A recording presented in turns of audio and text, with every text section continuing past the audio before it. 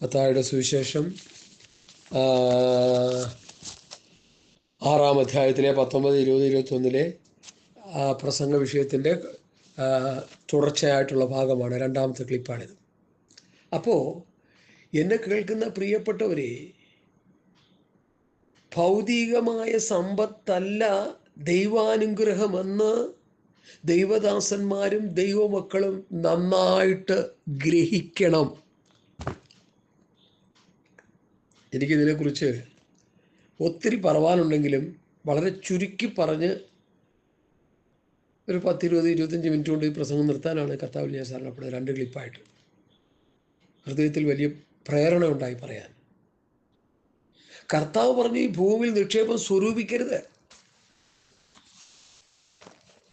എത്രയോ പേര് ഭൂമിയിൽ നിക്ഷേപം സ്വരൂപിച്ചിട്ടുണ്ട്. കള്ളന്മാർ തുറന്നു മോഷ്ടിക്കുകയും പുഴുവരിക്കുകയും തുരുമ്പെടുക്കുകയും ചെയ്യുന്ന ഭൂമിയിൽ നിക്ഷേപം സ്വരൂപിക്കരുത്, സ്വർഗത്തിൽ സ്വരൂപിക്കാൻ പറഞ്ഞു. എന്താ ഈ സ്വർഗത്തിൽ സ്വരൂപിക്കാൻ പറഞ്ഞതിൻ്റെ അർത്ഥം?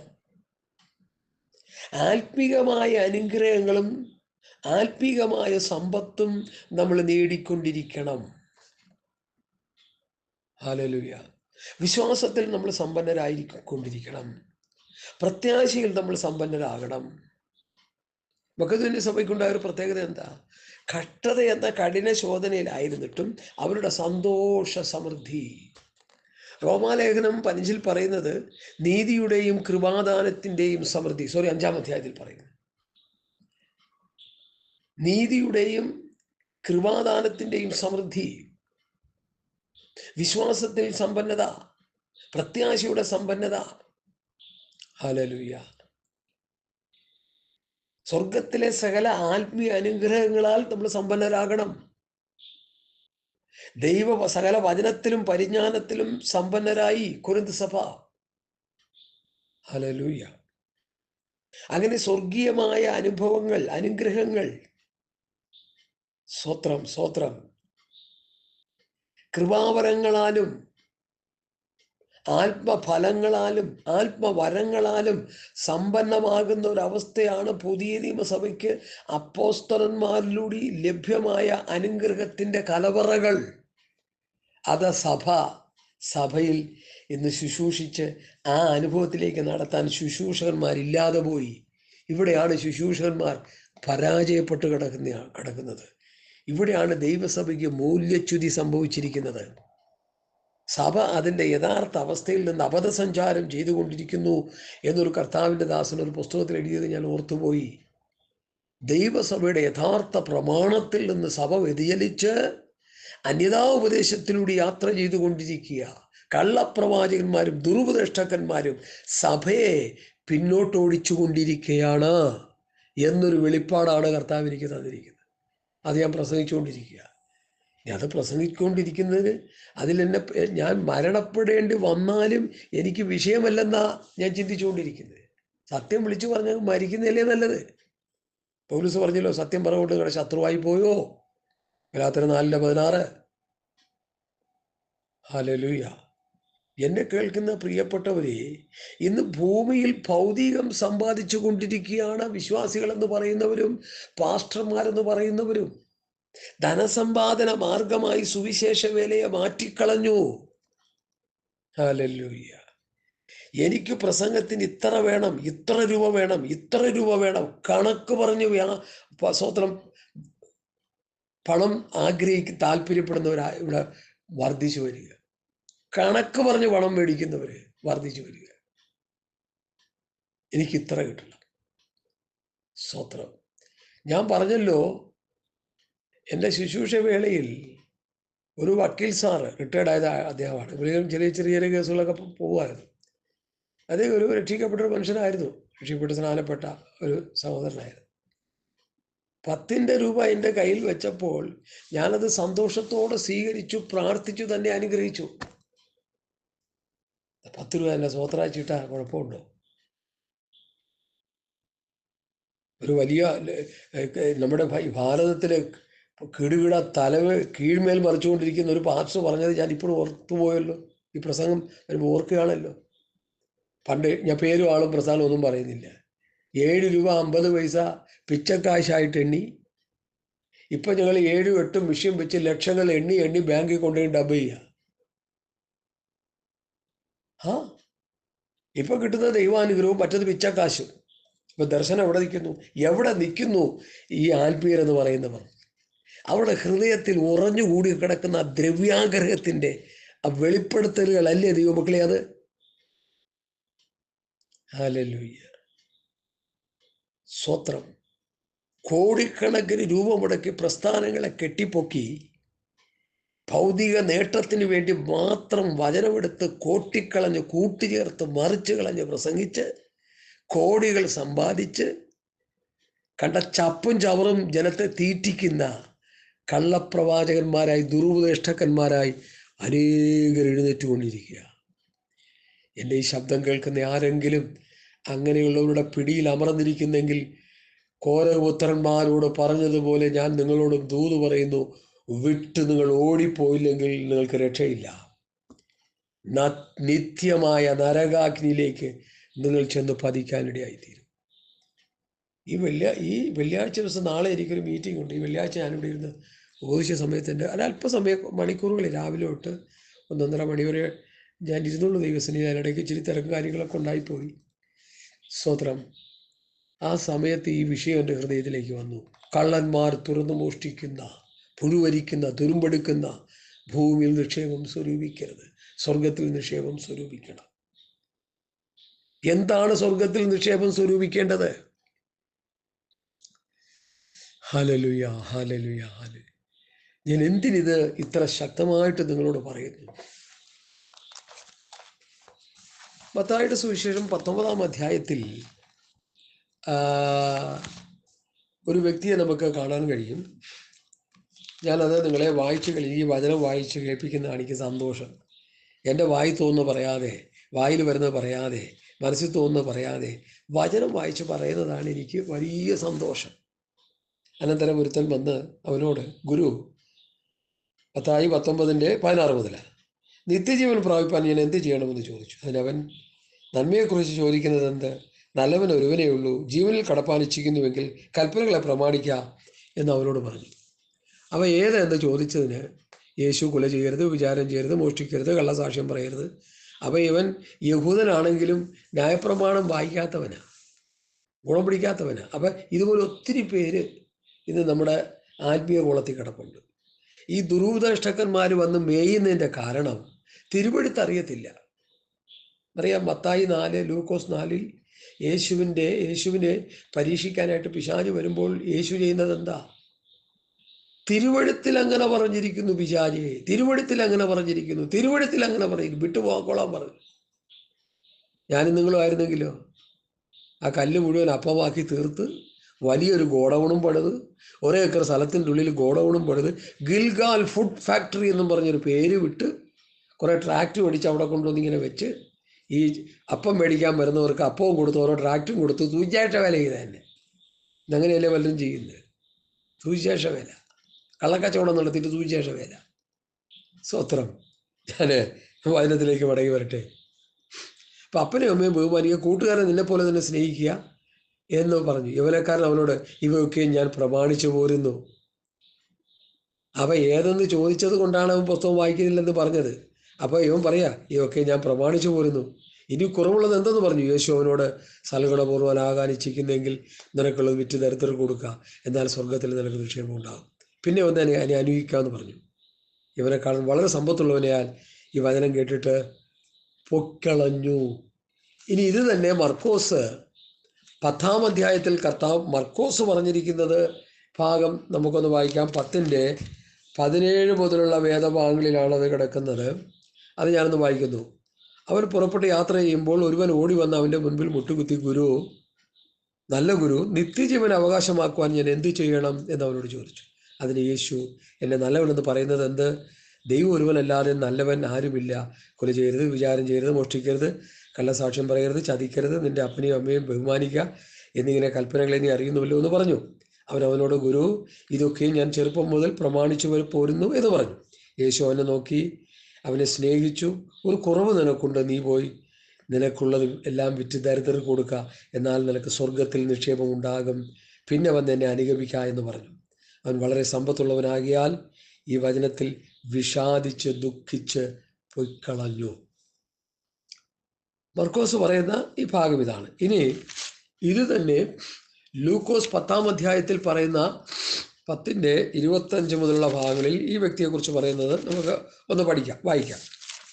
ഇത് മൂന്നും കൂടി ചേർത്ത് വെച്ച് പഠിക്കുമ്പോഴാണ് യഥാർത്ഥമായ കാര്യങ്ങൾ നമുക്ക് വെളിപ്പെട്ടിരിക്കും. 10-25 മുതലുള്ള ഭാഗങ്ങൾ. ന്യായശാസ്ത്രി അവൻ എഴുന്നേറ്റ്, ഗുരു, ഞാൻ നിത്യജീവന അവകാശമായി തീരുവാൻ എന്തു ചെയ്യണം എന്ന് അവനെ പരീക്ഷിച്ചു ചോദിച്ചു. അവനവരുടെ ന്യായപ്രമാണത്തിൽ എന്ത് എഴുതിയിരിക്കുന്നു, എങ്ങനെ വായിക്കുന്നു എന്ന് ചോദിച്ചതിന് അവൻ, നിന്റെ ദൈവമായ കർത്താവിനെ പൂർണ്ണ ഹൃദയത്തോടും പൂർണ്ണാത്മാവോടും പൂർണ്ണ ശക്തിയോടും കൂടി സ്നേഹിക്കണം. ഹല്ലേലൂയ, സ്തോത്രം. അപ്പോ നിന്റെ കൂട്ടുകാരൻ നിന്നെ പോലെ തന്നെ സ്നേഹിക്കണം എന്ന് പറഞ്ഞു. അപ്പൊ അവൻ പറഞ്ഞത് എന്താ? നീ പറഞ്ഞത് ശരി, അങ്ങനെ ശരി, എന്നാൽ നീ ജീവിക്കും എന്ന് പറഞ്ഞു. അവൻ തന്നെത്താൻ നീതീകരിപ്പാനിച്ചിട്ട് യേശുവിനോട്, എൻ്റെ കൂട്ടുകാരനാർ. ഇപ്പോഴാണ് ഈ ഉപമ എടുത്ത് പറയുന്നത്. ഏതാ? സ്തോത്രം. നല്ല ശമരിയക്കാരൻ്റെ ആ ഉപമ അവിടെയാ വരുന്നത്. സ്തോത്രം. ആ കഥ അങ്ങോട്ട് പറഞ്ഞു. ഒരു മനുഷ്യൻ യെരുശലേമിൽ നിന്ന് എരിഹോവിലേക്ക് പോകുവാൻ കള്ളന്മാരുടെ കയ്യിലപ്പെട്ടു.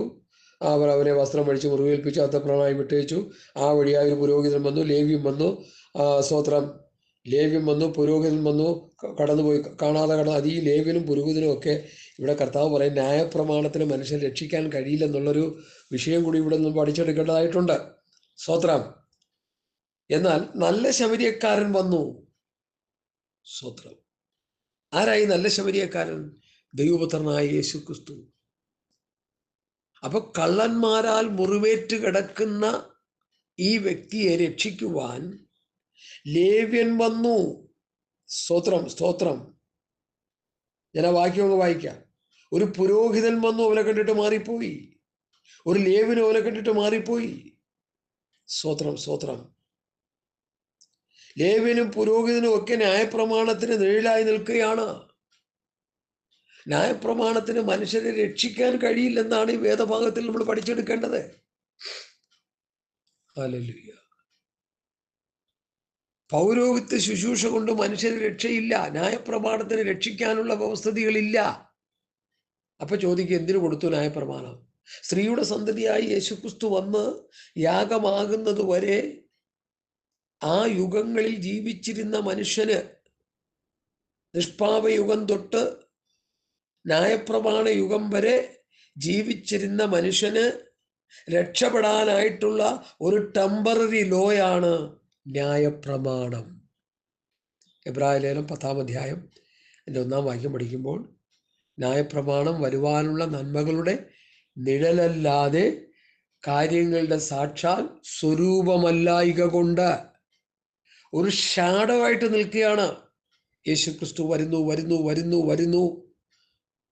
ലോകത്തിന്റെ പാപത്തെ ചുമക്കുന്ന ദൈവത്തിന്റെ കുഞ്ഞാട് വന്ന് മനുഷ്യനെ രക്ഷിക്കാൻ വരുന്നു എന്നാണ് ന്യായപ്രമാണം ശബ്ദിച്ചുകൊണ്ടിരുന്നത്, പറഞ്ഞുകൊണ്ടിരുന്നത്. സ്ത്രീയുടെ സന്തതി വന്ന് സർവ്വലോകത്തിന്റെ പാപത്തെ വഹിച്ചുകൊണ്ട് കാൽവറി ക്രൂശിൽ മരിച്ച് അടക്കപ്പെട്ട് ഉയർത്തെഴുന്നേറ്റ് കഴിഞ്ഞപ്പോൾ ആ യേശുക്രിസ്തുവിൻ്റെ നാമത്തിൽ മനുഷ്യൻ എന്തുണ്ട്? പാപമോചനമുണ്ട്, രക്ഷയുണ്ട്. മറ്റൊരുത്തലും രക്ഷയില്ല. നാം രക്ഷിക്കപ്പെടുവാൻ ആകാശത്തിന് കീഴിൽ ഭൂമിയുടെ നൽകപ്പെട്ട വേറൊരു നാമമില്ല.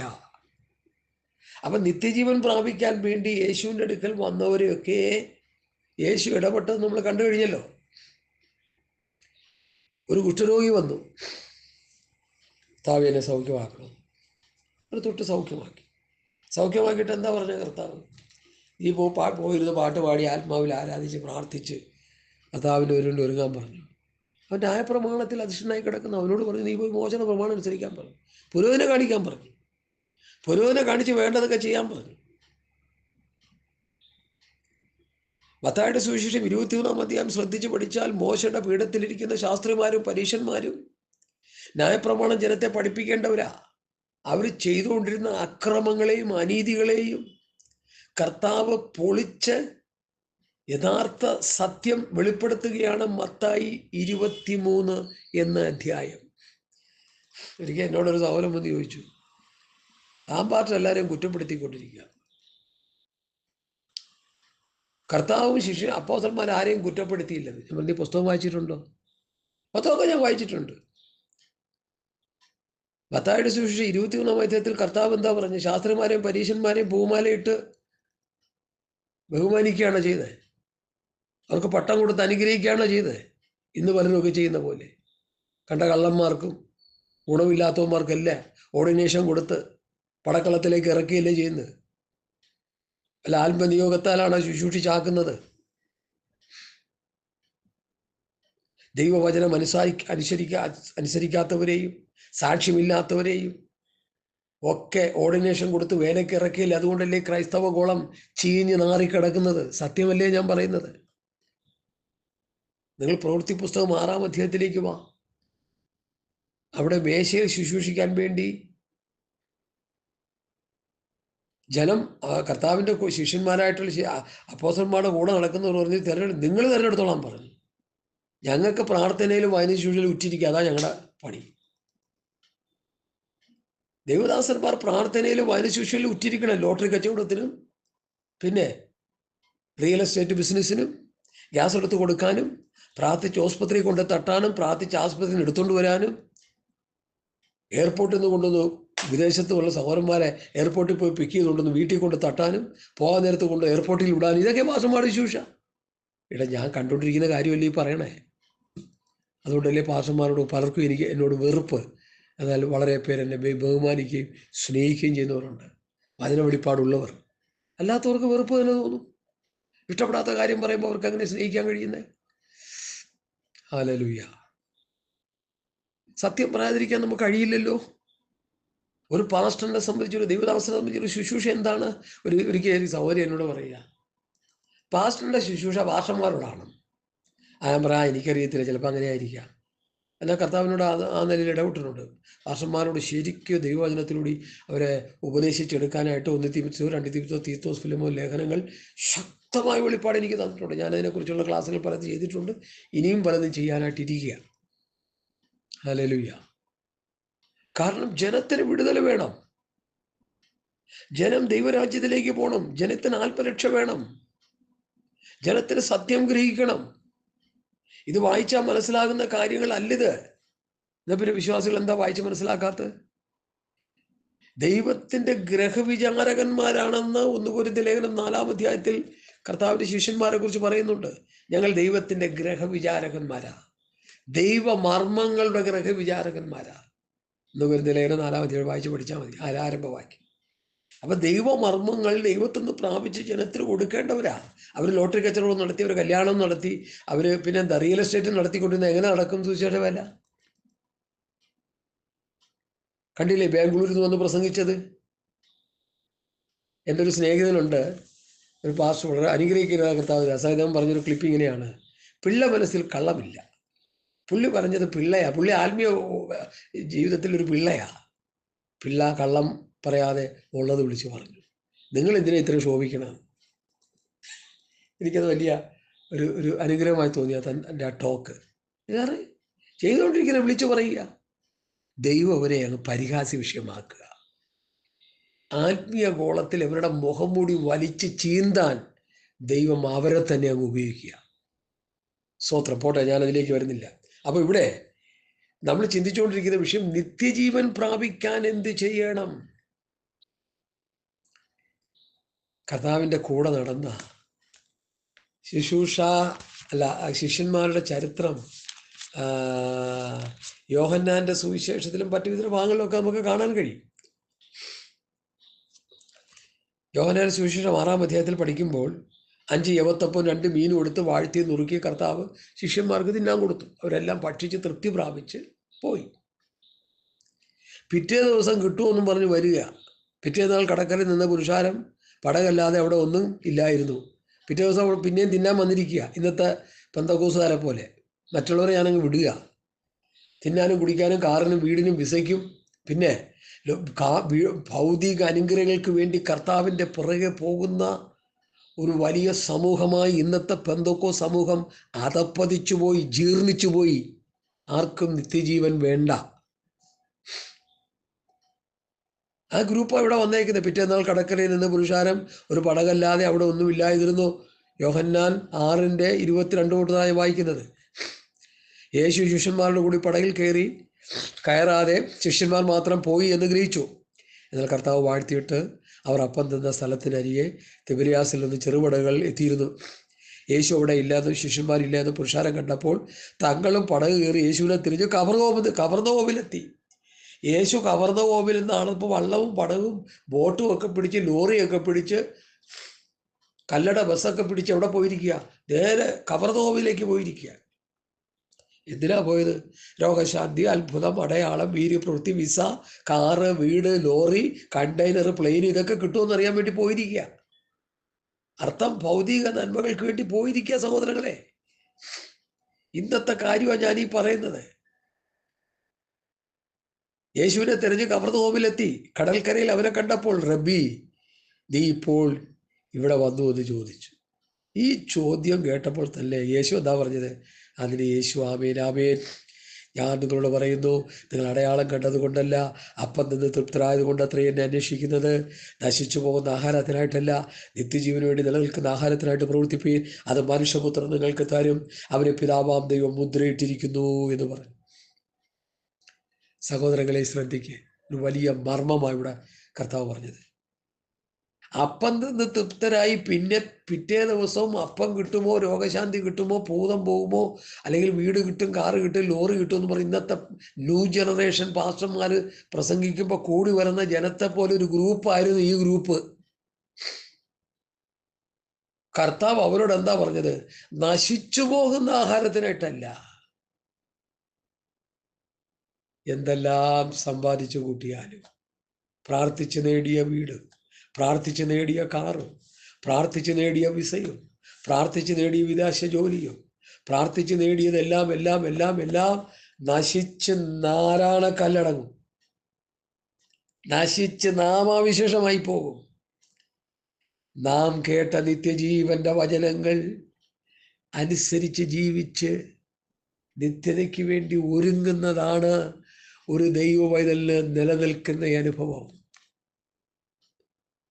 ജോബിൻ്റെ പുസ്തകത്തിൽ ഒരു വാക്യം ഇങ്ങനെയുണ്ട്, അത് പാട്ടാക്കി ഒരു പാസ്റ്റർ എഴുതിയെന്നാണ് എൻ്റെ ഓർമ്മ.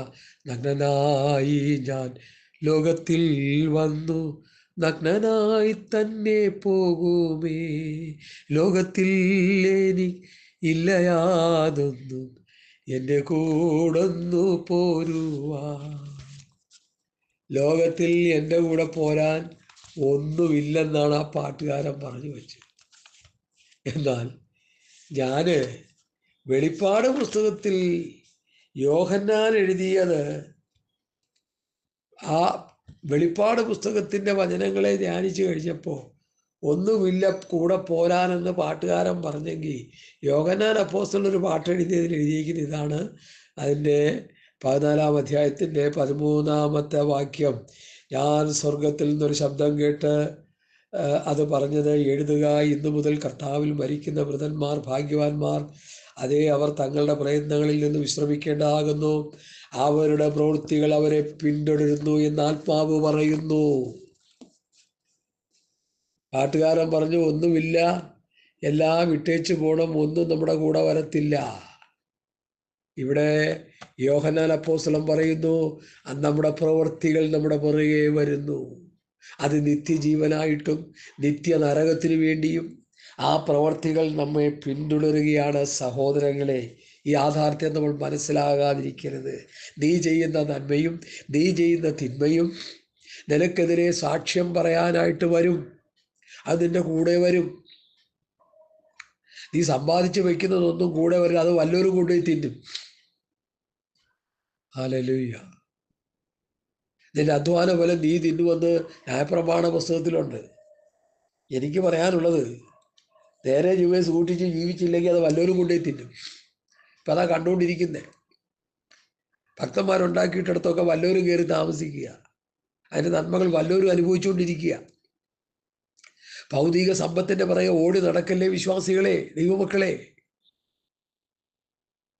അതെല്ലാം നമുക്ക് കുരിശായി മാറും. ഹല്ലേലൂയ. നാം സമ്പാദിക്കുന്ന ധനവും നാം സമ്പാദിച്ചു കൂട്ടുന്ന ഭൗതിക വസ്തുക്കളൊക്കെ നമുക്കെതിരെ ദോഷമായി തീരുന്നൊരു കാലമുണ്ട്. എന്നാൽ നാം പ്രാപിക്കുന്ന വചന വെളിപ്പാടുകളും നാം പ്രാപിക്കുന്ന സ്വർഗീയമായ ആത്മീയമായ അനുഗ്രഹങ്ങളും നാം പ്രാപിക്കുന്ന കൃപാവരങ്ങളും ഒക്കെയും നമ്മുടെ ക്രിസ്തീയ ജീവിതത്തെ പരിപോഷിപ്പിക്കുവാൻ അത് പര്യാപ്തമാണ്. അതാണ് നമ്മൾ പ്രാപിക്കേണ്ടത്. ഹല്ലേലൂയ, സ്തോത്രം. അപ്പൊ ഇവിടെ കർത്താവ് അവരോട് പറഞ്ഞത് എന്താ? നശിച്ചു പോകുന്ന ആഹാരത്തിനായിട്ടല്ല, നിത്യജീവനു വേണ്ടി നിലനിൽക്കുന്ന ആഹാരത്തിനായിട്ട്. അത് മനുഷ്യപുത്രൻ നിൽക്കുന്നവരും ദൈവവചനം കേട്ട് കർത്താവിൻ്റെ ദൈവവചനം കേട്ട് അനുസരിച്ച് ജീവിച്ച് പരിശുദ്ധാത്മാവിൽ പ്രാർത്ഥിച്ച് കർത്താവിൻ്റെ വരവിന് വേണ്ടി കാത്തിരിക്കുമെന്നാണ് അതിൻ്റെ അർത്ഥം.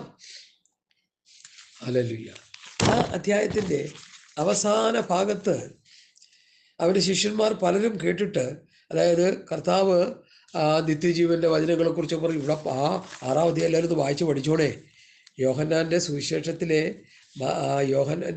ഗോൾഡൻ ചാപ്റ്റർ എന്നുള്ളത് 6-ാം അധ്യായമായിട്ട് എനിക്ക് തോന്നിപ്പോവുക. ഇവിടെ പിതാക്കന്മാർ മരുഭൂമിയിൽ നന്നാവിന്നും മന്നാ നിന്നിട്ട് മരിച്ചുപോയി, ഇതാ മരിക്കാതെ ഇരിക്കാതെ സ്വർഗത്തിൽ നിന്ന് ഇറങ്ങി വന്ന ജീവന്റെ അപ്പം ഞാനാകുന്നു, എന്നെ തിന്നുന്നവൻ എന്മൂലം ജീവിക്കുന്നൊക്കെ കർത്താവ് ഇങ്ങനെ പറഞ്ഞു വന്നിട്ട് അവസാനം ഇതെല്ലാം കേട്ട് കഴിഞ്ഞപ്പോൾ അവർ പറയാണ്, അവൻ്റെ ശിഷ്യന്മാർ പലരും അത് കേട്ടിട്ട് ഇത് കഠിനവാക്ക്. നോക്കണേ, സ്വർഗീയമായ കാര്യങ്ങൾ അപ്പം തിന്നാൻ വേണ്ടി വന്നവരോട് പറഞ്ഞപ്പോൾ അവർ പറയുക കഠിനവാക്ക്. ഇന്നത്തെ പ്രോസ്പെറിറ്റിക്കാരോട് നമ്മൾ ഈ ഉപദേശം പറയുമ്പോൾ ഇത് കഠിനവാക്ക്. അവരുടെ കള്ളപ്രവാചകന്മാരും ദുരുപദേഷ്ടക്കാരും പറയുന്ന ഭൗതിക അനുഗ്രഹങ്ങൾ നല്ല വാക്ക്. നല്ല വാക്ക് കേട്ട് പൊക്കോ. അവസാനം അതിൻ്റെ കൂടെ പണ്ട് ഗേഹസി കുഷ്ഠരോഗിയുടെ പുറകെ ഓടി. അപ്പൊ പ്രവാചകൻ ചോദിച്ചു, ഗേഹസി എവിടെ പോയി? എങ്ങും പോയില്ല, പച്ച കള്ളമാ പറഞ്ഞ, കല്ല് വെച്ച നുണ. എൻ്റെ ആത്മാവ് നിന്നെ കണ്ടു, സത്യം പറഞ്ഞു. ഓടിപ്പോയി അവൻ കൊണ്ടുവന്ന വെള്ളിയും പൊന്നും എല്ലാം ഒരു നല്ലൊരു ഒരു ഒരു ഒരു ഒരു ഒരു മനുഷ്യായുസ് മുഴുവൻ ജീവിക്കാൻ, അല്ലെങ്കിൽ ഒരു 5 തലമുറയ്ക്ക് ജീവിക്കാനുള്ളതെല്ലാം കൂടി ചുമന്ന് കെട്ടി വീട്ടിൽ കൊണ്ടുവന്ന് വെച്ചു. എല്ലാം അഴിച്ചു പറക്കി നോക്കിയപ്പോൾ ഒരു പണ്ടൊരു പാത്രം പറഞ്ഞ് ഞാൻ ഓർത്തുപോയി. ചോദിക്കാത്ത കാര്യം കൂടി കിട്ടി. അതിൻ്റെ കൂടെ കുഷ്ടം ഒരു പാക്കേജ് ഇരിപ്പുണ്ടായി. ചോദിക്കാത്ത കുഷ്ടം പാപത്തിന് നിഴലായി നിൽക്കുക. പഴയ നിമിത്തം പുതിയ നിമിത്തം. പഴയ നിമിത്തിലെ കുഷ്ടം, പുതിയ നിമിത്തിലെ സിൻ, പാപത്തിന് അടിമയാകും നീ. അതിൻ്റെ അർത്ഥം അതാണ്. ആവശ്യമില്ലാത്തതൊക്കെ വാരിക്കോരി പ്രാർത്ഥിച്ചൊക്കെ പ്രാപിച്ചെടുത്താൽ അത് പാപമാണ്. അത് നിന്നെ നരകത്തിൽ ചെന്ന് കൊണ്ടെത്തിക്കും. പാപത്തിൻ്റെ ശമ്പളം, the sin of wages, death. പാപത്തിൻ്റെ ശമ്പളം മരണമത്രേ. ദൈവത്തിൻ്റെ കൃപാവരമോ നിത്യജീവൻ തന്നെ. നിത്യജീവൻ കൃപാവരമായിട്ട് കിട്ടുക, ഫ്രീ ആയിട്ട് തരിക. പക്ഷെ അത് വില കൊടുക്കണം. അതാണ് റോമാലേഖനം 6-ാം അധ്യായം. യൂട്യൂബിൽ കയറി the book of Roman chapter 6 നിങ്ങൾ പഠിക്കേ. അതിൽ പ്രസംഗിച്ചിട്ടുണ്ട് ഞാൻ. റോമാലേഖനം 6-ാം അധ്യായം ഒരു പ്രത്യേക ഫേവറേറ്റ് സബ്ജക്റ്റായിട്ട് എനിക്ക് കിട്ടിയിട്ടുണ്ട്. ഞാനത് പ്രസംഗിച്ചിട്ടുണ്ട്. നിങ്ങൾ യൂട്യൂബിൽ കയറി സെർച്ച് ചെയ്താൽ കിട്ടും റോമാലേഖനം 6-ാം അധ്യായം. നിങ്ങൾ കേട്ടു നോക്കണം. അപ്പൊ ഇവിടെ ശക്തമായ വചനം കർത്താവ് അങ്ങോട്ട് പറഞ്ഞു. സ്വർഗത്തിൽ നിന്ന് ഇറങ്ങി വല്ല ജീവന്റെ അപ്പം ആകാന്നു, എന്നെ തിന്നുന്നു എന്മൂലം ജീവിക്കുന്നു, ഇതോ തിരുന്നു മരിക്കാതിരിക്കേണ്ടതിന് സ്വർഗത്തിൽ നിന്ന് ഇറങ്ങുന്ന ജീവന്റെ അപ്പം ഞാനാകുന്നു. സ്വർഗത്തിൽ നിന്ന് ഇറങ്ങിയ ജീവന്റെ അപ്പം ഞാനാകുന്നു. ഈ അപ്പം തിന്നുന്നവൻ എന്നേക്കും ജീവിക്കും. ഞാൻ കൊടുക്കാതിരിക്കുന്ന അപ്പമോ ലോകത്തിന് ജീവന് വേണ്ടി ഞാൻ കൊടുക്കുന്ന എൻ്റെ മാംസമാകുന്നൊക്കെ പറഞ്ഞ് കർത്താവ് കാര്യങ്ങൾ പറഞ്ഞു വന്നപ്പോൾ ഈ പ്രോസ്പെരിറ്റിക്കാർക്ക് പറ്റിയത് എന്താണെന്നറിയോ? അവൻ്റെ ശിഷ്യന്മാർ പറഞ്ഞു, ഇത് കേട്ടിട്ട് ഇത് കഠിനവാക്കി, ആൾക്ക് കേൾപ്പാനെന്ന് പറഞ്ഞു. കേൾപ്പാൻ കഴിയുമെന്ന് പറഞ്ഞു. ശിഷ്യന്മാർ അത് ചൊല്ലി പിറുപിറുക്കുന്നത് കേട്ടു. അവരെന്ത് ചെയ്തു? ഞാനിവിടെ സംസാരിച്ച വചനങ്ങൾ ആത്മാവും ജീവനും ആകുന്നൊക്കെ പറഞ്ഞിട്ടും അവർക്ക് രക്ഷയില്ല. അവരിതെല്ലാം എന്ത് ചെയ്തു? ഇതെല്ലാം കേട്ടിട്ട് ഇത് കഠിനവാക്കെന്നും പറഞ്ഞങ്ങ് പോയി കഴിഞ്ഞപ്പോൾ നോക്കുമ്പോൾ 500-600 ശിഷ്യന്മാരുണ്ടെന്ന് നമുക്ക് പ്രമാണി. അങ്ങനെയൊക്കെ വേദപണ്ഡിതർ പറയുന്നുണ്ട്. എപ്പോഴും 500-600 പേര് കാണുമെന്ന്. അപ്പം തിന്നാനും കുഴിയണ്ണാനും ഈ അത്ഭുതവും അടയാളം ചെയ്തെടുത്ത് എപ്പോഴും ആൾ കാണുമല്ലോ. നിത്യജീവൻ പ്രസംഗിക്കുന്ന ആൾ കാണത്തില്ല. അത്ഭുതം കണ്ട് നരകത്തിലേക്കും നിത്യജീവന്റെ വചനം കേട്ട് സ്വർഗത്തിലേക്കാണ് പോകണമെന്ന് ഇനിയെങ്കിലും ഈ പ്രോസ്പെക്റ്റിക്കാരൊന്ന് മനസ്സിലാക്കിയെങ്കിൽ കൊള്ളായിരുന്നു. എന്തുവാകട്ടെ, എല്ലാം പോയി കഴിഞ്ഞപ്പോൾ 12 പേര് നിപ്പുണ്ട്. അവരോടും കർത്താവിനോടുള്ള ആറ്റിറ്റ്യൂഡാണ് എൻ്റെ പ്രധാന വിഷയം. ഹല്ലേലൂയ. അന്ന് മുതൽ അവൻ്റെ ശിഷ്യന്മാർ പലരും പിൻവാങ്ങിപ്പോയി. പിന്നെ അവനോട് കൂടി സഞ്ചരിച്ചില്ല. കാരണം കർത്താവിൻ്റെ പഠനവും കർത്താവിൻ്റെ ഇടപെടലും വ്യത്യസ്തമാണെന്ന് അപ്പം തിന്നവനും രോഗം സൗഖ്യമായവനും ഭൂതം പോയവൻ്റെ അപ്പനും അമ്മയും ഒക്കെ മനസ്സിലാക്കി. ഞങ്ങൾക്ക് ഇനി കൂടെ നടന്നാൽ ഈ കഠിനവാക്കൊന്നും കേൾക്കാൻ പറ്റത്തുമ്പോൾ എല്ലാവരും പോയി. ആകയാൽ യേശു പന്തിരുവരോട്, അർത്ഥം ശിഷ്യന്മാരോട്, ആകയാൽ യേശു പന്തിരു നിങ്ങൾക്കും പോയിക്കൊള്ളാൻ മനസ്സുണ്ടോ എന്ന് ചോദിച്ചു. ശീമോൻ പത്രോസ് അവനോട്, കർത്താവേ, ഞങ്ങളെ ആരുടെ അടുക്കൽ പോകും? നിത്യജീവമൊഴികൾ നിന്നിലുണ്ടു പരനെ, നിന്നെ വിട്ടിട്ടാടിയങ്ങൾ എങ്ങുപോയി വസിക്കും? നീയല്ലോ ഞങ്ങൾക്കുള്ള ദിവ്യസമ്പത്തേശുവേ. അങ്ങനെയാണ് ആ പാട്ടുണ്ടായെന്നാണ് ഞാൻ വിചാരിക്കുന്നത്. നിത്യജീവന്റെ മൊഴികൾ നിന്റെ പക്കലുണ്ട്, നിന്നെ വിട്ട് ഞങ്ങൾ അങ്ങോട്ട് പോകും. ആ ഗ്രൂപ്പിൽപ്പെട്ടവരാണ് നമ്മളെന്നുള്ള ചിന്ത വാത്സല്യ ദൈവമക്കൾക്കുണ്ടാകണം എന്ന് ഞാൻ അഭ്യർത്ഥിക്കുന്നു. കർത്താവിൻ്റെ കൂടെ നടന്ന് നിത്യജീവന് വേണ്ടി നടന്ന് കഷ്ടങ്ങളും ബുദ്ധിമുട്ടുകളും പ്രയാസങ്ങളും ദാരിദ്ര്യങ്ങളും ഞെരുക്കങ്ങളും പ്രതികൂലങ്ങളും പോരാട്ടങ്ങളും വെല്ലുവിളികളും വാളുകളും മരണത്തിൻ്റെ അവസ്ഥകളും രക്തസാക്ഷ്യം വരിക്കലും ആ അവസ്ഥയിലൂടെയൊക്കെ പോയ ശിഷ്യന്മാരുടെ പിന്തുടർച്ചക്കാരാണ് എന്നെ കേട്ടുകൊണ്ടിരിക്കുന്ന നിങ്ങളെന്നുള്ളൊരു ചിന്ത നിങ്ങളുടെ ഹൃദയത്തിലുണ്ടാകണം. ഇന്നു മുതൽ നിത്യജീവന് വേണ്ടി ഓടുന്നവരാണ് നമ്മൾ. ഹല്ലേലൂയ.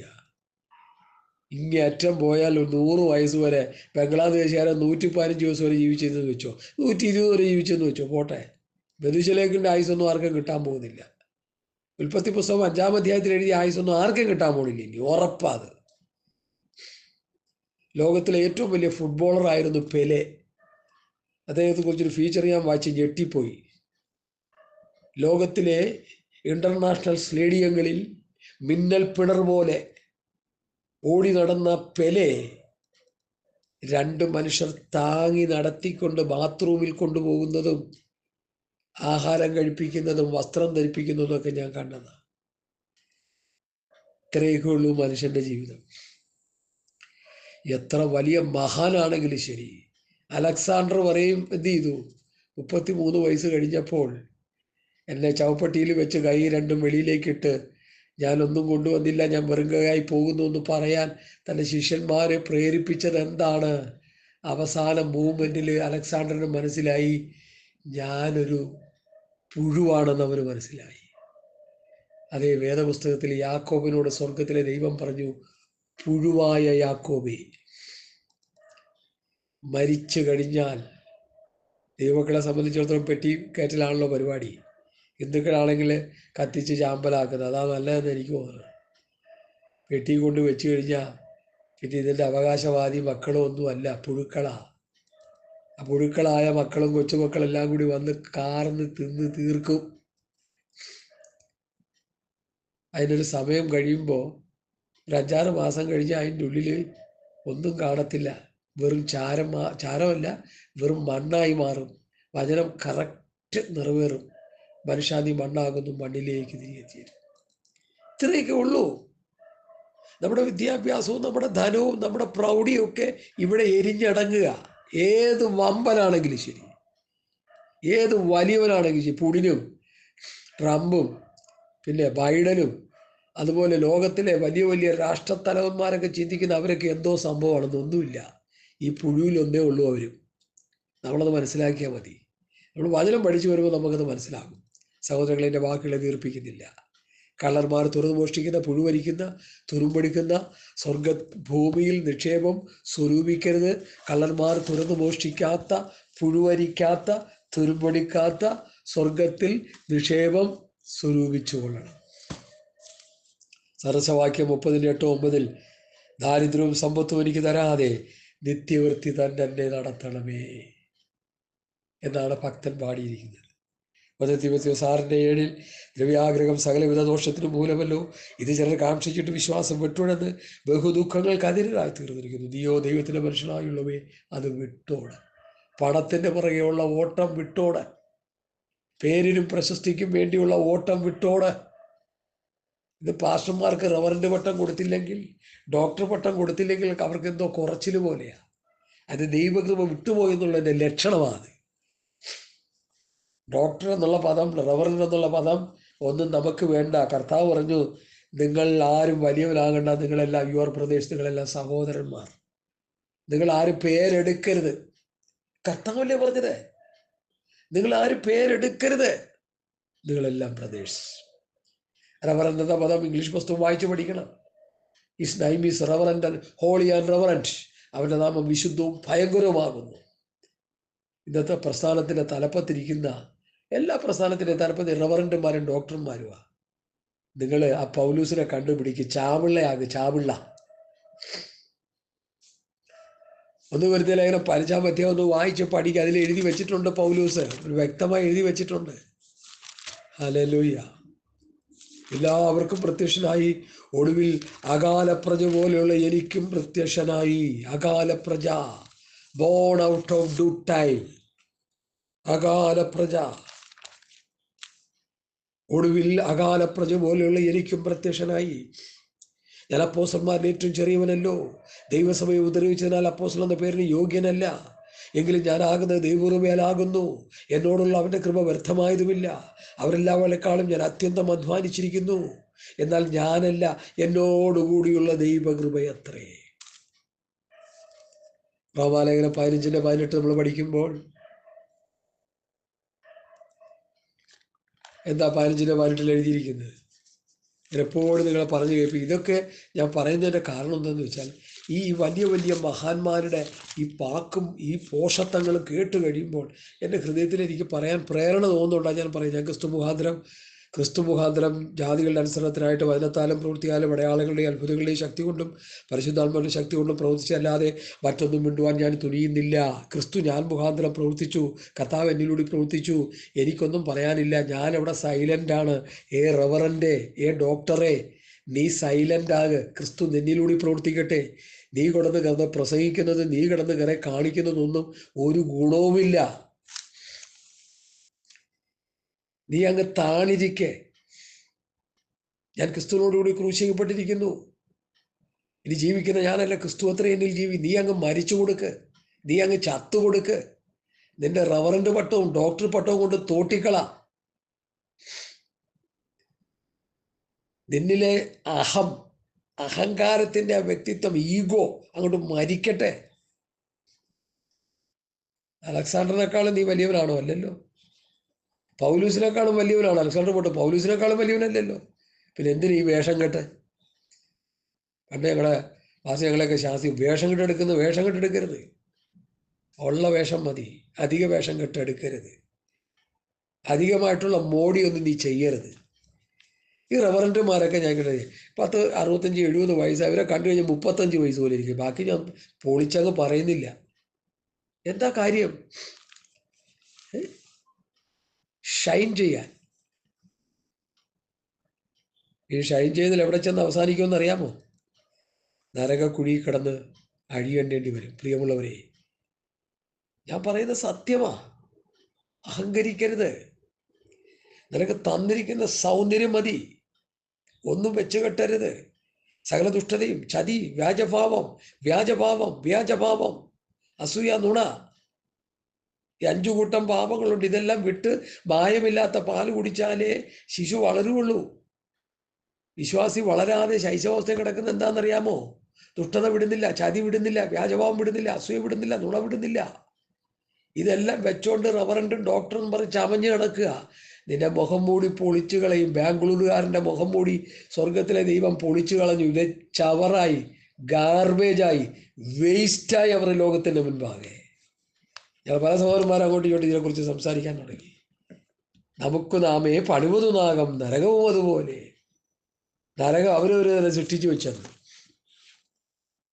ദൈവം പൊളിച്ചു കളയും, മുഖം മൂടി പൊളിച്ചു കളയും. ഭക്തിയുടെ വേഷം ധരിക്കരുത്, അതിൻ്റെ ശക്തിയെ ത്യജിക്കരുത്. ഹല്ലേലൂയ. ഭക്തിയുടെ വേഷം ധരിച്ചാൽ അതിൻ്റെ ശക്തിയെ ത്യജിക്കാതെ റിയൽ ഭക്തനായിട്ട് നീ ദൈവോൻപാകെ നിൽക്കണം. അല്ലെങ്കിൽ ദൈവം നിന്നെ പൊളിക്കും, ദൈവം നിന്നെ തോലുരിച്ചു കളയും. മനസ്സിലായോ? പല ഭക്തന്മാരുടെയും മുഖം മൂടി ദൈവം വലിച്ചു ചീന്തി. ഇന്ന് അവർ ഭക്തന്മാരായിട്ട് അറിയപ്പെടുന്നില്ല. ഒരു കടുകുമണിയുടെ ബഹുമാനം അവർക്ക് കൊടുക്കാൻ നമുക്കിപ്പോൾ കഴിയത്തില്ല. കാരണം എന്താ? അവരിന്നതാണെന്ന് മനസ്സിലായി. അവരുടെ സഭ വളരുന്നത് വ്യഭിചാരത്തിലൂടെയാണെന്നും ദുർമാർഗത്തിലൂടെയാണെന്നും വ്യാജത്തിലൂടെയാണെന്നും ലോകത്തിന് ശരിയായ ഒരു ചിത്രം അവർക്ക് കിട്ടാനിടയായി. അതെങ്ങനെ സംഭവിച്ചു? മനുഷ്യനാശ്ചര്യം ദൈവത്താൽ സംഭവിച്ചു. ഞാൻ എൻ്റെ വാക്കുകളെ ഒന്ന് പരിമിതപ്പെടുത്തട്ടെ. ഒരു 5 മിനിറ്റോടുകൂടി. പുതിയ നിയമം പഠിച്ചു വരുമ്പോൾ നമ്മുടെ കർത്താവായ യേശുക്രിസ്തു സമ്പന്നനായിരുന്നിട്ടും തൻ്റെ ദാരിദ്ര്യത്താൽ നിങ്ങൾ സമ്പന്നനാകേണ്ടതിന് നിങ്ങൾ നിമിത്തം ദരിദ്രനായി തീർന്ന കൃപ നിങ്ങൾ അറിയുന്നുവല്ലോ. അപ്പം യേശുക്രിസ്തു ദരിദ്രനായത് എന്നെ നിന്നെ സമ്പന്നനാക്കാനെന്ന ഗുണമില്ലാത്തവരെ പ്രസംഗിച്ചുകൊണ്ടിരിക്കാൻ കഴിഞ്ഞ ദിവസം കേട്ടു. ധനവാനാകാൻ ധനവാൻ ദൈവം നമ്മെ ധനവാനാക്കി. നീ ധനവാനായിക്കോ, ആത്മീയമായി നിന്നെപ്പോലെ ദരിദ്രവാസി ലോകത്ത് വേറെ കാണത്തില്ല. വെളിപ്പാട് പുസ്തകം 3 ഞാൻ ധനവാൻ, ഞാൻ സമ്പന്നൻ, എനിക്ക് മുട്ടില്ല എന്ന് പറയുന്ന കപടഭക്തിക്കാരെ, കള്ളപ്രവാചകന്മാരെ, ദുരുപദേഷ്ടകന്മാരെ നിങ്ങളെക്കുറിച്ച് യോഹന്നാൻ അപ്പോസ്തലൻ പറയുന്നു, നീ ദരിദ്രനും നഗ്നനും കുരുടനുമാണ്. നീ ആത്മീയ ദരിദ്രനാണ്, നീ ആത്മീയ നഗ്നനാണ്, നീ കുരുടനാണ്. നീ സമ്പന്നനാകേണ്ടതിന് തീയിൽ ഊതിക്കഴിച്ച പൊന്ന്, അത് പ്രമാണമാണ്, പഥ്യവചനം, പഥ്യോപദേശമാണ്. നീ വില കൊടുത്ത് വാങ്ങണമത്. കണ്ണിലെഴുതാൻ ലേപം, പരിശുദ്ധാത്മാവിനുള്ള കാഴ്ചപ്പാട്. ഹല്ലേലൂയ, സ്തോത്രം. നീ വില കൊടുത്ത് വാങ്ങണം അത്. അതാ ഇവിടെ പറയുന്നത് വെളിപ്പാട് പുസ്തകത്തിൽ. ഞാൻ ധനവാൻ, സമ്പന്നൻ, എനിക്കൊന്നിനും മുട്ടില്ല എന്ന് പറയുമ്പോൾ ദൈവം നിന്നെ നോക്കിയപ്പോൾ നീ നഗ്നൻ. രക്ഷാവസ്ത്രം, നീതിயின் വസ്ത്രം നഷ്ടപ്പെടുത്തി. നീ ആത്മീയ നഗ്നനാണ്. പരിശുദ്ധാത്മാവിനുള്ള കാഴ്ചപ്പാട് നിനക്കുണ്ടായിരുന്നു, അത് നഷ്ടപ്പെട്ടപ്പോൾ നീ കുരുടനായി. പിന്നെ നീ സമ്പന്നനായിരുന്നു. നീ സമ്പന്നൻ എന്ന് പറയുന്നില്ലേ, നീ ദരിദ്രവാസിയാ. ദൈവസഭയുടെ സമ്പത്ത് എന്താ? പഥ്യവചനം, പഥ്യോപദേശം. ഉപദേശം സഭ നഷ്ടപ്പെട്ടപ്പോൾ ദാരിദ്ര്യന്മാരുടെ കൂട്ടമായി സഭ. പഥ്യവചനം, പഥ്യോപദേശം സഭ നഷ്ടപ്പെടുത്തിയപ്പോൾ ദാരിദ്ര്യത്തിന്റെ കുപ്പത്തൊട്ടിയിലേക്ക് അധപ്പതിച്ചു സഭകൾ, വ്യക്തികൾ, സമൂഹങ്ങൾ. നീ സമ്പന്നനാകേണ്ടതിന് തീരൂതി കഴിച്ച പൊന്നു. നിരതാക്കളുടെ ലജ്ജ വെളിവാതുള്ള വെള്ളവസ്ത്രം, നീതിயின் വസ്ത്രം, രക്ഷാവസ്ത്രം തിരിച്ചു വാങ്ങണം. ഹല്ലേലൂയ. നീ രക്ഷാവസ്ത്രവും നീതി വസ്ത്രവും നഷ്ടപ്പെടുത്തി. യെശയ്യാപ്രവാചകൻ പറയുന്നു, അവൻ എന്നെ രക്ഷാവസ്ത്രം ധരിപ്പിച്ചു, നീതിയുടെ അങ്കി ഇടിയിച്ചു. ഇത് രണ്ടും കളഞ്ഞു കുളിച്ചിരിക്കുക, കറവരണ്ട തുണി പോലെ. കണ്ണിലെഴുതാൻ ലേപം, പരിശുദ്ധാത്മാവുള്ള കാഴ്ചപ്പാട്. ദാരിദ്ര്യം മാറ്റാൻ ദൈവസഭയുടെ ഉപദേശം, സമ്പത്ത്, ആത്മീക സമ്പത്ത്, ദൈവവചനം. സകല വചനത്താലും പരിജ്ഞാനത്താലും സമ്പന്നരാകണം. വചനത്താൽ സമ്പന്നരാകുന്നു. ദൈവവചനത്തിന്റെ സമ്പത്ത് പ്രാപിച്ചെടുക്കുക ദൈവസന്നിധിന്ന്. ഈ കള്ളപ്രവാചകന്മാർ, ദുരുപദേഷ്ടകന്മാർ പറയുന്നത് കേൾക്കാതെ വീട്ടിലിരുന്ന് സത്യവചനം വായിച്ചു പഠിക്കേ. എനിക്കൊരു കൂട്ടുകാരോട് ഞാൻ പിള്ളേർ ഈ കള്ളപ്രവന്മാർ ദുരുപദേശം പറയുന്നത് വീട്ടിൽ നിന്ന് പ്രാർത്ഥിക്കുന്ന സഹോദരാ. വേദോസം വായിച്ച് പ്രാർത്ഥിക്കേ, ദൈവസന്നിധിയിൽ നിന്ന് പ്രാർത്ഥിക്കുക, വചനം ധ്യാനിച്ച് പ്രാർത്ഥിക്കേ. പരിശുദ്ധാത്മാവ് നിന്നോട് സംസാരിക്കും. ഈ ദുരുപദേശം കേൾക്കാൻ പോയി നരകക്കുഴിപ്പ് വീടല്ലേ എന്ന് ഞാൻ ശക്തിയോടെ പറയാറുണ്ട്. അതുകൊണ്ട് പുള്ളിക്ക് എന്നോട് ഇഷ്ടമല്ല. എന്നോട് ഇഷ്ടമല്ലെങ്കിൽ ഇപ്പം എനിക്ക് എന്നാ ചെയ്യാൻ പറ്റും? എനിക്ക് വചനം വിട്ടങ്ങോട്ട് താഴോട്ട് ഇറങ്ങാനും പറ്റത്തില്ല. അതായിപ്പോൾ കുഴപ്പം. ഇതറിഞ്ഞു പോയപ്പോൾ ഇത് വിട്ട് താഴേക്ക് പോകാൻ നമുക്ക് മനസ്സില്ല. ഈ വ്യവസ്ഥയിൽ നിന്ന് കണ്ണടയാനാണ് ഞാൻ പ്രാർത്ഥിച്ചുകൊണ്ടിരിക്കുന്നേ. അതുകൊണ്ട് ഞാൻ കൈകൂപ്പി വിളിച്ചു പറയട്ടെ, ദൈവയുടെ സഭയുടെ സമ്പത്ത് വിശ്വാസത്തിൽ സമ്പന്നരാകുക. പ്രത്യാശയുടെ സമൃദ്ധി. ഈ വാക്യങ്ങളെടുത്ത് പറയാൻ സമയമില്ല. ഒരു സന്ദർഭത്തിൽ അത് പറയാൻ താല്പര്യം, സമയമില്ലാത്തതുകൊണ്ട് പറയാത്തത്. പ്രത്യാശയുടെ സമൃദ്ധി, നീതിയുടെയും കൃപാദാനത്തിൻ്റെയും സമൃദ്ധി, സകല വനത്തിലും പരിജ്ഞാനത്തിലും സമൃദ്ധി, സന്തോഷ സമൃദ്ധി. മക്കദോന്യ ഉണ്ടായ സകല കഷ്ടത്തിലായിരുന്നെങ്കിലും മക്കദോന്യ സഭ മഹാകഷ്ടത്തിലൂടെ പോയി. അവരുടെ സന്തോഷ സമൃദ്ധി ധാരാളം ഔദാര്യം കാണിപ്പാനിടയായി തീർന്നു. ദൈവസഭയുടെ ഉപദേശം വായിച്ചു പഠിച്ച് അനുസരിച്ച് ജീവിച്ച് ആത്മീക സമ്പന്നന്മാരായി. ഇസ്രായേൽ മക്കൾക്ക് ദൈവം കൊടുത്ത ഭൗതിക സമ്പത്ത് പുതിയ നിയമസഭയായ ആത്മീയ ഇസ്രായേലിന് കൊടുത്തിരിക്കുന്നത് ആത്മീക സമ്പത്ത്. ഇത് നമ്മൾ പ്രാപിച്ചെടുക്കുമ്പോഴാണ് സ്വർഗത്തിൽ നിക്ഷേപം സ്വരൂപിക്കുന്നത്. അല്ലാതെ ഡോളറും യൂറോയും പൗണ്ടും കെനിയും റിയാലും കൊണ്ടുവന്ന് ബാങ്കുകളിലിട്ട് പല കാർഡുകളും വെച്ച് നടക്കുമ്പോൾ ചിന്തിച്ചോ നരകത്തിലേക്കാണ് നിങ്ങളുടെ യാത്രയെന്ന്. ഹല്ലേലൂയ. സക്കായിക്ക് ഒരു മാനസാന്തരം ഉണ്ട്. അതുകൂടി പറഞ്ഞ് നിർത്തുക. യേശുവിനെ കണ്ടപ്പോൾ, ചിലപ്പോൾ പ്രായം കുറഞ്ഞവനാണ്, കാണാൻ പറ്റാതെ മരത്തിൽ കയറിയിരുന്നു. യേശു അതിൻ്റെ വന്നു. യേശുവിനെ കാണാൻ ആഗ്രഹിച്ചവൻ യേശു കണ്ടു, ചട്ടുപുട്ടാന്നിറങ്ങി വന്നു. യേശുവിൻ്റെ മുമ്പിൽ നിന്നപ്പോൾ യേശു അവനോടൊന്നും പറഞ്ഞില്ല. അതാണ് റിയൽ മാനസാന്തരം. കർത്താവേ, എൻ്റെ വസ്തുവക പകുതി ദരിദ്രർക്ക് കൊടുക്കുന്നു. പിന്നെ അടുത്ത് ചതിവായി വാങ്ങിയിട്ടുണ്ടെങ്കിൽ 4 മടങ്ങ് കൊടുക്കും. അവൻ്റെ ഭാഗം ക്ലിയറായി. വിശ്വാസകോളത്തിൽ വന്നിട്ട് ദൈവദാസന്മാരായി, പാസ്റ്റർമാരായി, വിശ്വാസികളായി കോടിക്കണക്കിന് രൂപ സമ്പാദിച്ച് ബാങ്കുകളിൽ ഡംപ് ചെയ്ത് ജീവിക്കുന്ന ഒത്തിരി പേരുണ്ട്. ബാങ്കിൽ കൊണ്ടുവന്ന് ഡംപ് ചെയ്യുക. ബാങ്കിൽ കൊണ്ടുവന്ന് ഇത് സ്വരൂപിച്ചിട്ട് എന്ത് ചെയ്യാനാണെന്ന് ഞാൻ പറഞ്ഞുതരാം. ഈ ബാങ്കിൽ കൊണ്ടുവന്ന് ഡംപ് ചെയ്യുന്നത് എടുത്തുകൊണ്ടുപോയി ഡോക്ടർമാർക്ക് കൊടുക്കും. സ്വത്രം, ഞാൻ സത്യം പറയുന്നതുകൊണ്ട് നിങ്ങളുടെ ശത്രുവായി പോകല്ലേ എന്നെ.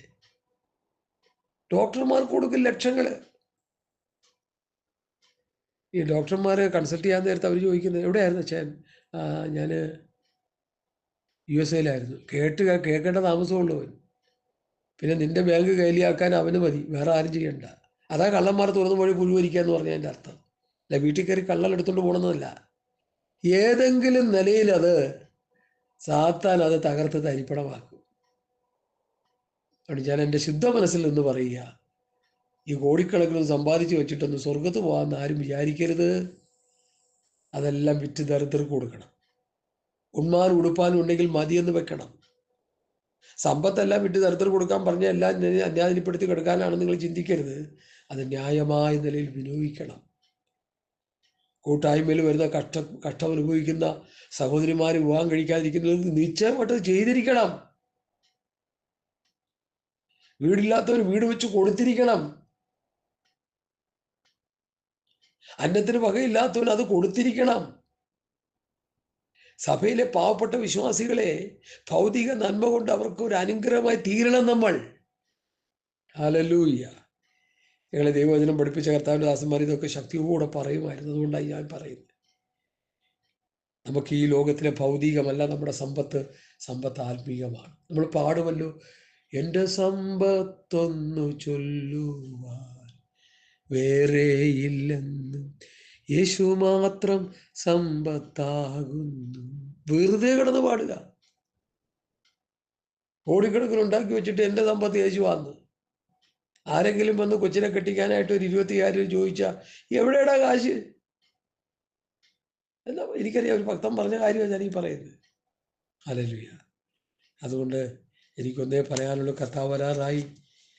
കള്ളന്മാർ തുറന്നു മോഷ്ടിക്കുന്ന, പുഴുവരിക്കുന്ന, തുരുമ്പെടുക്കുന്ന ഭൂമിയിൽ നിക്ഷേപം സ്വരൂപിക്കരുത്.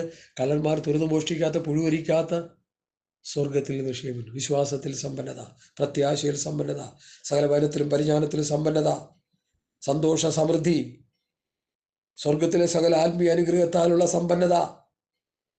സ്തോത്രം, സ്തോത്രം, സ്തോത്രം, സ്തോത്രം, സ്തോത്രം. ഹല്ലേലൂയ. ദൈവവചനത്തിന്റെ ഉപദേശങ്ങൾ പഠിച്ച് അതിൽ നിലനിൽക്കുന്ന ഒരു ആത്മീക സമ്പന്നത, ദൈവവചനത്തിലൂടെയുള്ളൊരു സമ്പന്നത.